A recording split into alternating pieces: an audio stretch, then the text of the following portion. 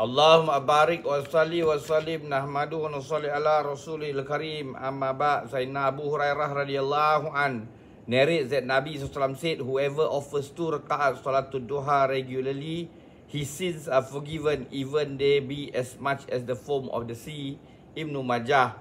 Abu Hurairah radhiyallahu an narrates that Nabi SAW said, whoever offers 2 rakaat salatul duha regularly, his sins are forgiven even if they be as much as the foam of the sea. Ibn Majah.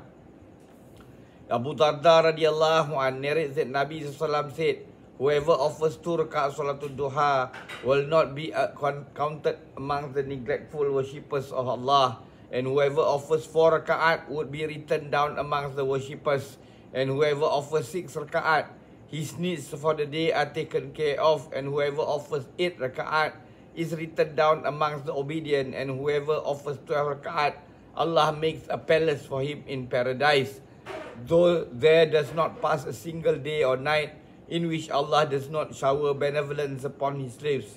And the greatest benevolence of Allah upon any of his slaves is to grant him an opportunity to remember him through zikr. Tabarani, Majmu' Zawaid. May Allah give us tawfiq to put all this into practice and convey to others.